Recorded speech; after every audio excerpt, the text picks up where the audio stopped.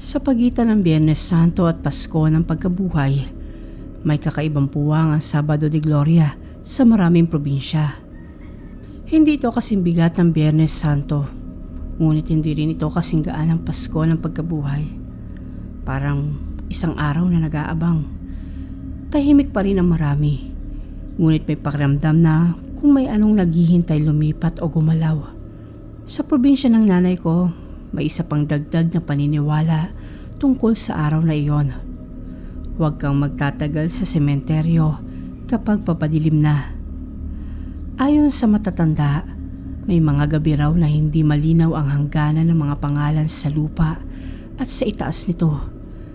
Sa ganitong oras, may naglalakad daw sa mga puntod upang tignan kung sino ang nasa listahan pa at sino na ang buburahin. Noong kabataan ko, itinuturing ko lang iyong panakot para huwag kaming tumambay sa sementeryo. Ngunit nagbago ang tingin ko sa kwento ng listahan matapos ang nangyari noong isang Sabado de Gloria. Sumama ako noon sa mga pinsan ko para linisin ang puntod ng lola namin. Kinabukasan na kasi ang linggo ng pagkabuhay at gusto ng mga tiyahin naming maayos ang puntod bago magsimba.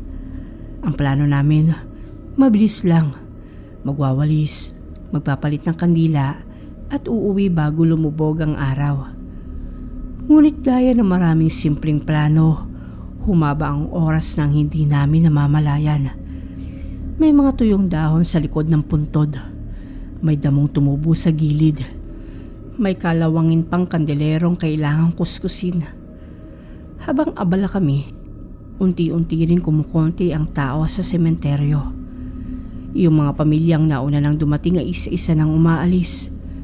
Pagsapit ng hapon, iilan na lang ang natitira sa malawak na lugar.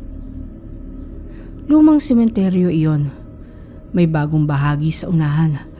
Ngunit ang puntod ng lolo namin ay nasa lumang section sa dulo, kung saan mas dikit-dikit ang mga nicho at mas makakapal ang puno. Doon din naroon ang ilang musileyong may kupas ng pangalan, sirang rebulto ng anghel at mga puntod na tila wala nang dumadalaw maliban sa damo at alikabok. Bandang palubog na ang araw, napansin kong panay na ang tingin sa amin ng bantay sa gate. Hindi naman siya lumalapit, ngunit halata sa kilos niyang gusto na niyang magsara at ayaw na niyang may maiiwan pa sa loob. Pinagmadali ko na ang mga pinsan ko, pero kailangan pa naming tapusin ang pagpupunas sa lapida at pag-aayos ng mga bagong kandila. Habang nagwawalis ako sa gilid ng puntod, doon ko siya unang nakita. Sa malayo, sa pagitan ng mga nicho sa kabilang hanay, may isang lalaking naglalakad. Mabagal, nakasombrero at bahagyang nakayuko ang ulo. Hindi ko agad pinansin dahil inisip kong baka isa pang bantay o isang huling bisitang naglilinis din ng mga puntod. Ngunit habang lumilipas ang ilang segundo, may napansin akong kakaiba. Sa bawat hilera ng puntod na madaraanan niya, may isang kandilang namamatay. Hindi sabay-sabay, isa-isa. Parang may marahang umiihip sa mismong apoy habang siya ay dumaraan. Una, isang kandila sa lumang nicho. Pagkatapos, dalawa pang hilera. May isa na namang namatay. Sunod ay isa pa. Walang malakas na hangin noon. Sa katunayan, halos hindi nga gumagalaw ang mga dahon sa itaas. Ngunit sa bawat hakbang niya, may isa na namang liwanag na nabubura sa sementeryo. Hindi ko agad sinabi sa mga pinsan ko dahil ayoko magmukhang nagdadrama sa simpleng pagod at kaba sa dapit hapon. Ngunit habang pinapanood ko ang lalaki, napansin kong hindi normal ang paraan ng paglakad niya. Hindi siya umahakbang na parang taong may pupuntahan. Parang sinusukat niya ang bawat hilera. Para bang may binabasa siya sa lupa habang dumaraan. Noong sumunod na namatay ang kandila sa puntod na halos katapat lang ng sa lolo namin, saka ko tinawag ang pansin ng mga pinsan ko. Nang tignan nila ang direksyon ko, nakita ko agad sa mukha nilang hindi ako nag-iisa sa nakakaramdam ng mali. Mas mabilis na kaming kumilos noon. Tinipon namin ang gamit, pinahid ang kamay ng basahan at naghanda ng umalis. Ngunit ang lumang seksyon ng sementeryo ay parang humaba habang nilalakad namin ang makitid na daan palabas. Habang papalalim ang dilim, mas kumakapal ang anino sa pagitan ng mga puntod. Nang lumiko kami sa isang makitid na hanay sa pagitan ng dalawang musileo, nandoon na siya sa unahan. Imposible iyon. Malayo pa siya sa kabilang side at ilang sandali lang ang nakararaan. Ngayon, nakatayo siya sa pagitan ng dalawang lumang gusaling nicho na bahagyang nakatabing sa nalalabing liwanag. Hindi pa rin kita ang mukha dahil sa sombrero at dahil sa nakayuko nitong ulo. Ngunit malinaw ang hawak niya sa kamay. Isang mahabang papel. Luma, dilaw, umaabot halos hanggang lupa. At sa bawat dahan-dahang galaw ng daliri niya sa ibabaw niyon, may isang kandilang namamatay sa paligid. Hindi ito sabay sa hangin. Hindi rin nagkataon lang. Parang bawat pangalan na nadaraanan ng daliri niya ay may liwanag na kusang sumusuko sa kalapit na puntod.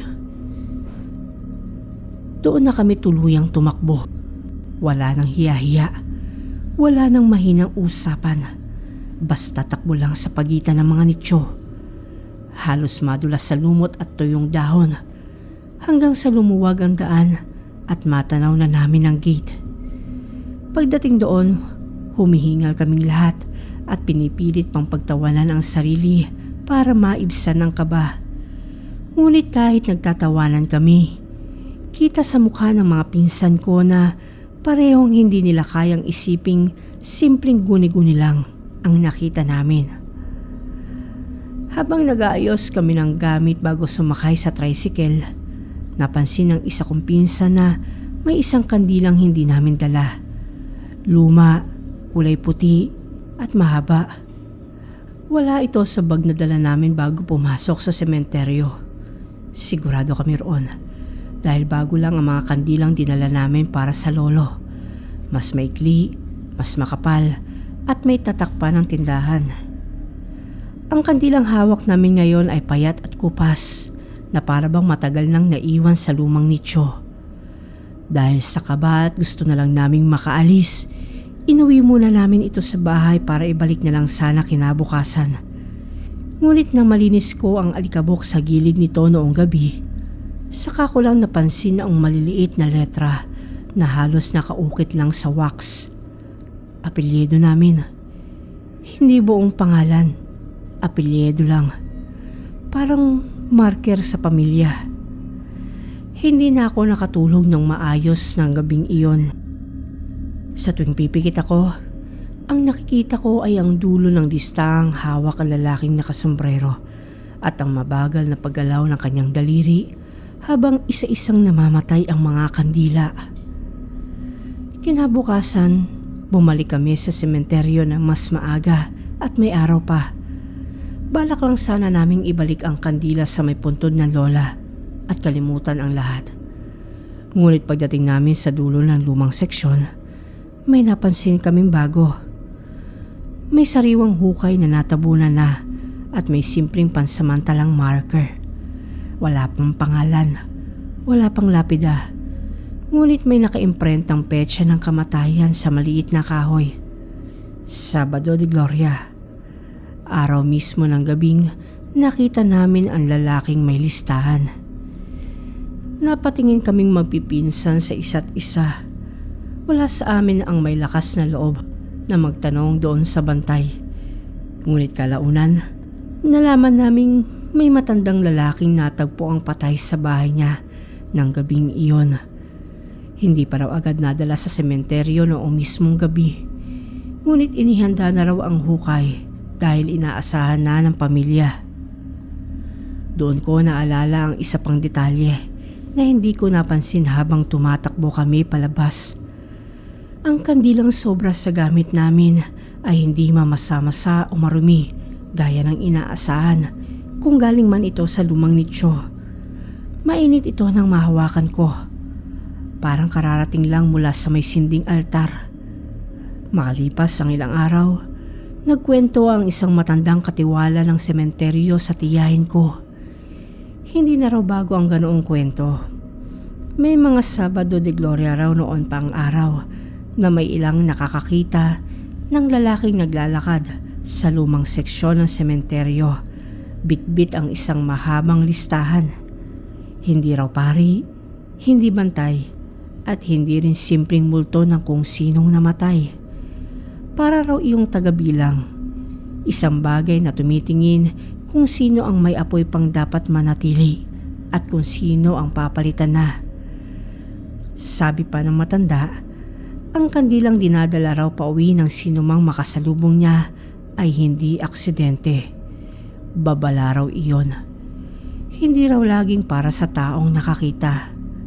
Minsan, para sa apelyedong nasa kandila. Simula noon, may kakaiba ng takot ang buong pamilya namin tuwing Sabado de Gloria. Hindi naman kami nagpanik o naging baliw sa pamahiin. Ngunit may isang pagbabago na hindi nawala. Hindi na kami nagpapahuli sa sementeryo tuwing papadilim na. At hindi na rin namin iniiwan na walang sinding kandila ang mga puntod ng angkan kapag araw na iyon. Dahil minsan, kapag masyadong tahimik ang sementeryo at iisa na lang ang naririnig mo kundi yapak sa graba, hindi mo alam kung bantay pa ba ang naglilibot o kung may sinong nagbabawas na ng liwanag ayon sa listahan.